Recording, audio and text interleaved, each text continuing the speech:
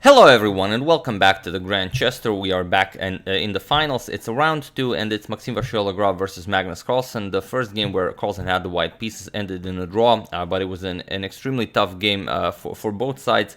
And Maxime was on the attack and he sacrificed a piece. It was either he's gonna do it or not, but in the end somehow it all unwinded and ended up in a draw. Really exciting stuff. If you haven't seen it, do check it out. I will even put a link to the game in the description below. So this is, like I said, a game from round 2, and before we check it out, a lot of you have been asking me that you are not receiving notifications when I upload a video. Well, there are perhaps several reasons to that. First is that YouTube cleans out inactive subscribers. Sometimes I mention this every first of the month.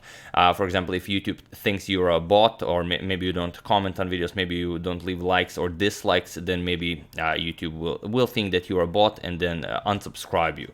So you can check if you are still subscribed, and but then again, it doesn't even matter if you're subscribed, and even if you have the little bell icon turned on, YouTube addressed this issue.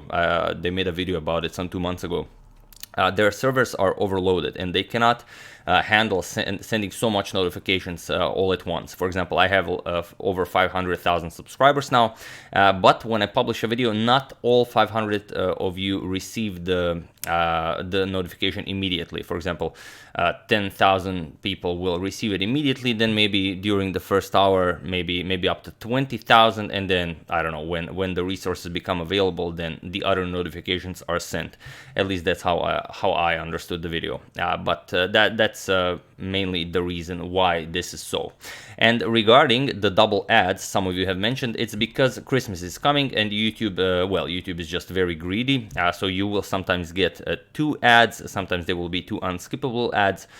So sorry about that. There is nothing I can do about that. It's YouTube's doing. I do not choose how many ads will be shown and will they be, what kind of ads they will be. So that's just wanted to address that. So that being said, let's check out the game. MVL with the white pieces opens with e4. So ready for a nice fight with e5 by Magnus, knight to f3, knight to c6, and bishop to b5. The Ruy Lopez is on the board with a6, Morphy's defense. Bishop to a4, knight to f6, and now castles, offering the e4 pawn. Sometimes you will see players grab it, sometimes they will go for a different line, but here we have knight captures on e4 by Magnus, as he already played it against Caruana in Zagreb during the Grand Chester, and that was also a really crazy game, ended in a draw. But okay, we have d4 by MVL, bishop to e7, and now rook to e1, attacking the knight here. And b5 by Magnus. So everything the same as in the game Caruana versus Carlsen during the Zagreb Grand Chester. We have rook captures on e4, and now before recapturing on a4, first Magnus goes d5, attacks the rook, and here comes knight captures on e5. So you don't really have the option of capturing the rook, because if rook is captured, then knight captures on c6, comes with an attack on the queen, and after you move the queen, you're just going to grab another piece, and after all is said and done, you're just going to move the bishop, and you have 2 pieces for a rook. White will, of course, be completely winning here.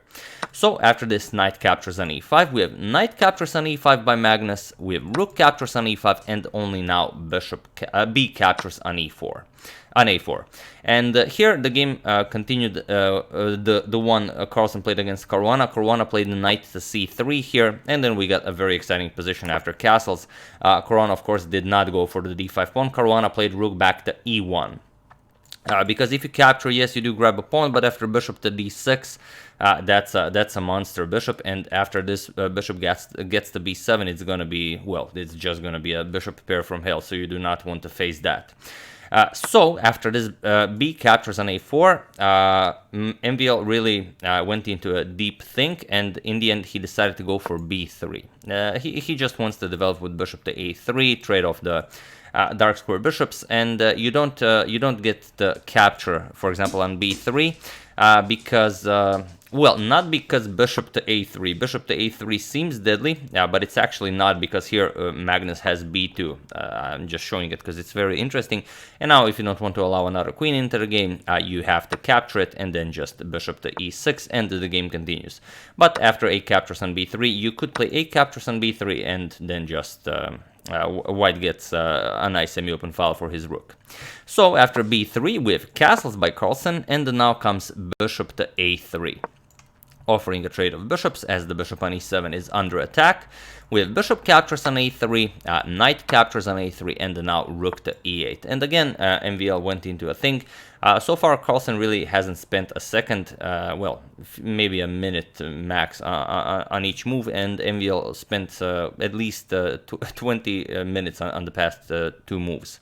So here, again, rook captures on e8, he grabs with check, queen captures, and now there is one game in the database where knight to b1 was played. You want to shift the knight over to the king side, maybe grab hold of the e5 square. It's a nice dark square since black has a light square bishop, and if you want to prevent this, you're kind of going to have to push f6. But here, instead of this knight maneuver, we have queen to d2, and queen to d2 is a new move in the position. So already as of move 15, we have a completely new game. Magnus goes the bishop to f5, again without much thinking, making it hard for this knight to enter the game. Not only can you not go anywhere with the knight other than b1, now you can't even go b1 because, well, the c2 pawn will be pressured. First rook to e1, and now queen to c6, adding another attacker to the c2 pawn, and now c4. Getting rid of this backwards pawn with a captures on b3, a captures, and now comes h6. Magnus creates a breathing square for his king, so you get rid of any back rank weaknesses. And now c captures on d5. It seems like not a move you want to play because you have such a nice pawn structure here. You would like to preserve it. You don't want to break it up, but it's hard to not do it, and you also need to bring this knight into the game. So c captures on d5 also frees the c4 square for the knight. For example, if you play something like c5, hope to get b4 in and try and not get your pawn structure messed up, then you can just start attacking the b pawn, queen b7, and you don't really have ways of defending the pawn. The bishop is guarding b1, so rook b1 doesn't work. You can defend it once with the queen, but then just rook b8 and you will now lose the pawn. So that's why MVL goes c captures on d5 with queen captures, and now knight to c4. Very interesting, but rook to e5 does not win a piece, even though it comes with a double attack, because queen captures on b3 now comes with an attack on the knight, and once you trade, black is just up a pawn after such an idea. So first knight to c4 as you free the c4 square for your knight, and now rook to e5 definitely is a threat. So here bishop back to e6. But now MVL decides to push the queen further back and advance the d pawn. You don't want to wait for rook to d8 while this pawn is still here. So rook to e5 by MVL, pushing the queen back, queen d7, and now d5, pushing the bishop back. Of course, you're not interested in moving the bishop, so rook to d8 by Magnus, and now comes d captures on e6. Grabbing a bishop, offering a queen trade. We have queen captures on d2, and now you could go with the in-between e captures on f7 check, king captures, but you don't really gain anything by it. You just go into pretty much the same endgame after g3, making a room for the king.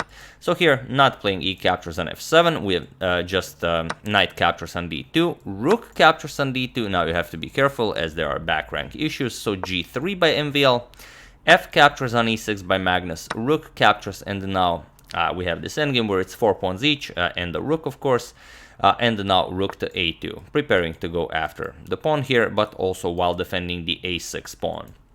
So rook to c6, going after the c6 pawn, but now rook to a3. With rook captures on c7, rook captures on b3, and now rook to a7, of course, putting a rook behind the passed pawn.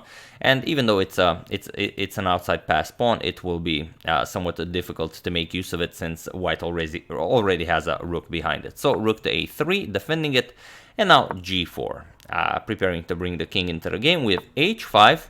I'm messing up white's pawn structure. G captures on h5, and now king to h7. So okay, white is up a pawn for the moment, but it's a doubled h pawn, not much to be worried about. King g2, we have rook to a5, going after the pawn here, and now f4. There's really no point in moving it. Once the rook moves, you can also capture on a6. So rook to a3, cutting off the white king, but rook to a8. We have a5 now. and rook back to a6 with a4. Now white pushes f5 and now rook to b3, giving up the a4 pawn, but then you are going to collect white's pawns. So rook captures on a4, rook to b5 going after the f5 pawn, and rook to f4 defending. So now it's 3 pawns to 1, but still not much white can do about this to convert it. With king to h6 and now f6. Just trading, as there's really no way to push for any advantage here. G captures with rook captures with check, and king captures on h5. So now white is up only 1 pawn. h4, Maxime just gives it up, since both of them of course know this is a draw. Rook captures on b2 with check by Magnus. MVL blocks with captures, and we have captures. And here this is the best kind of draw. It's a draw by insufficient material, which is always great when such strong grandmasters play it out all the way till the end. So there we have it. Second classical game ends in a draw. No free 6 points for anyone. They will go at it tomorrow in the rapid section. So like we said, 2 more rapid games and then 4 more blitz games, and then the winner from this matchup will face the winner from the matchup Dingliren versus Levon Aranyan for the true finals of the Grandchester finals.